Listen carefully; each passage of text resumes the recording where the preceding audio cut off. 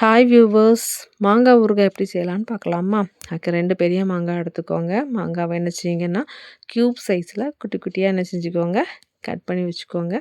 Cut பண்ணதுக்கப்புறம் இதுக்காக ஸ்பெஷலாக ஒரு பவுடர் ஒன்று ரெடி பண்ண போகிறோம். அதுக்கு நமக்கு என்ன தேவைப்படுது அப்படின்னா, பெருஞ்சீரகம், வெந்தயம், கடுகு, கருவேப்பிலை அண்ட் சீரகம். இது எல்லாத்தையும் நீங்கள் என்ன செஞ்சுக்கோங்க, தனியாக எடுத்து வச்சுக்கோங்க. எடுத்து வச்சுட்டு அடுப்பில் ஒரு பொற்காஞ்சட்டி வச்சுக்கோங்க. அது நல்லா ஹீட் ஆகட்டும். ஆயில் ஊற்ற வேண்டாம். ஆயில் ஊற்றாம கடுகை மட்டும் போட்டு என்ன செஞ்சுக்கோங்க, வறுத்துக்கோங்க. அதுக்கப்புறம் அது கூட வெந்தயத்தை ஆட் பண்ணிக்கோங்க. வெந்தயம் பொன்னிறமாக வந்ததுக்கப்புறம் இங்கே பெருஞ்சீரகத்தையும் சீரகத்தையும் ஆட் பண்ணி வறுத்துக்கோங்க. அதுக்கப்புறம் கருவேப்பிலையும் ஆட் பண்ணிக்கோங்க. நல்லா வறுத்து எடுத்ததுக்கப்புறம் நம்ம என்ன பண்ண போகிறோம், தனியாக ஒரு பாத்திரத்துக்கு சேஞ்ச் பண்ணிக்கோங்க. நல்லா ஆறட்டும். ஆறுனதுக்கப்புறம் மிக்ஸி ஜாரில் போட்டு என்ன செஞ்சுக்கோங்க, பவுட்ராக்கி வச்சுக்கோங்க.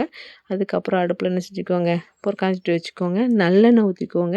நல்லெண்ணெய் நல்லா ஹீட் ஆகட்டும். கடுகு போட்டு பொரியட்டும். அது கூட இங்கே வரமிளகாவை ஆட் பண்ணிக்கோங்க.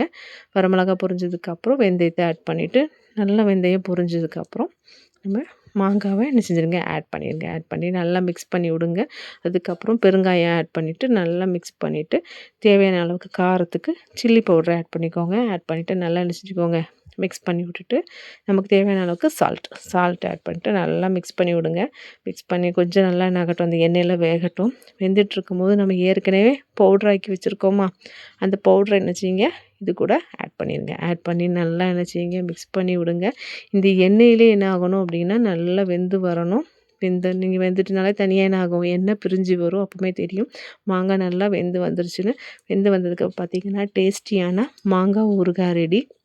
இந்த மாங்காய் ஊறுகாவை வீட்டில் கண்டிப்பாக ட்ரை பண்ணி பாருங்கள். ஹெல்த்தியானது கூட இது.